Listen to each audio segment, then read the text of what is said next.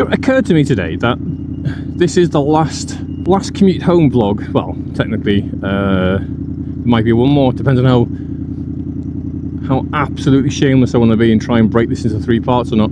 But this is technically the last motovlog for 2 weeks, done via the commute. So I was thinking to myself, right, that means I've got to get off my arse and actually make content. Weird that thought. Doggy. I mean, if I hadn't have messed up a huge patch of videos with poor audio, I'd probably have at least like a week and a bit to work with. Bi-turbo. Not like bisexual, but fast. So one of the thoughts that popped into my head, and I've decided that I'm not going to do it because it was an idiotic thought to begin with, and then the internet only made me realise that I could probably get away with it for a short trip, was I was thinking, like, the way the single-sided swing arm on a VFR works, like, could I get a car wheel on there? Can I dark side by just like swap it out the VFR single-sided swing arm wheel for just a car tire? Could I get away with that? Oh, look at this naughty little insignia. So I just go in front of him anyway, just out of sheer annoyance. Yeah, let's do that. Yeah, we will. Dominance. Is that the happy Skippy girl? I can never remember.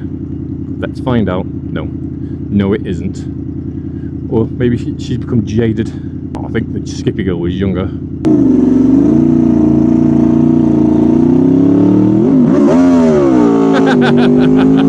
Big old smile on his face, wasn't it? Yeah! I forgot what I was saying. Oh yeah, so the dumb thing that I'm not going to do is stick a car wheel on the back of a bike and see what happens. Because I'll probably crash. I'll save that for when I'm desperate for content. God, it's that whole weird thing of, should I follow behind this ambulance? I mean, I'm gonna, but should you? Should you do it? Should you not? I mean, obviously I can't blow through the red light, but I can filter my way up to it.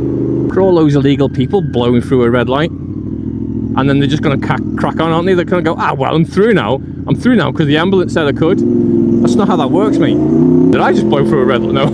Although, I'll be honest with you, I think I'd be more likely to do it for an ambulance, risk it for an ambulance, than I would for just a police car. What are you fucking cracky-lacking me? Crack-a-dack-a-doo-dah! Yeah, the police just annoy me in general, to be honest with you. As much as, like, I recognise the need for, like, rules and laws in the society to stop it from, like, falling into absolute chaos, it would be nice if the police would actually try and enforce those laws instead of making up new ones and enforcing them instead. I was watching a video, I don't know why, but it was about something about an e-bike legislation, some nonsense, about e-bike simps being too fat and lazy to be able to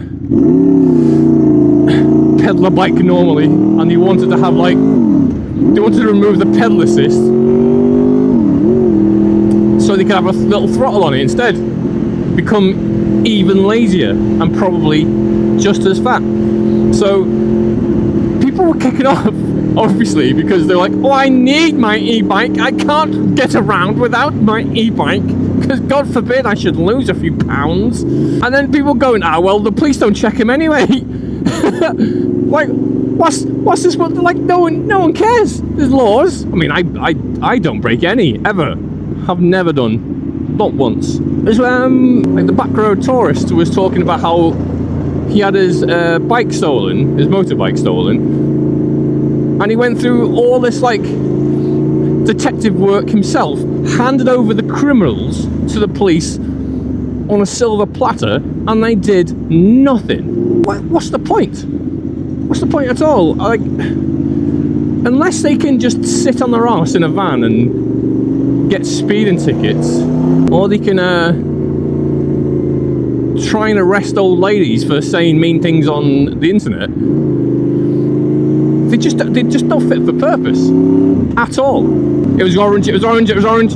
It makes me wonder, right, what the people in the police officers themselves, do they feel like shame for what they become? Like, when I was a kid, I don't know why I keep going to Yorkshire. I've never been. No, that's a lie, I have. I've never lived there. Right, growing up in Bootel, a little scally, like, you know, they were called like the pigs, the filth, you know, everything under the name. You didn't grass, didn't say anything to the police, never talk to them. Don't talk to them, scumbags. But if something goes wrong, obviously they're the first people that you call. I've never once had a situation where the police have been needed, and they've actually turned up and done their job. When I crashed, sorry, I'll rephrase that. When I was crashed into, I was in my wife's car, and we went through a green light as some old bell-end Karen blew a red light, slammed straight into the side of us, wrote her car off, right? My wife's in absolute hysterics at the time. Obviously, we've just been smashed into. We're in the middle of a junction. So I phoned the police and go, an accident's happened, and they went, is everyone okay? I'm like, I think so. Goes, is anyone causing an obstruction? Because no, no, we've managed to pull off to the side of it. And he went, oh, that's right then. We're not going to come out. Just exchange insurance and crack on. And I think I mentioned it before when I was a cabbie, and I had a fare. Ooh, look at that little Kawasaki Vulcan. His dick must be tiny. Oh, I'm joking, Steve. You've probably got a massive wanger.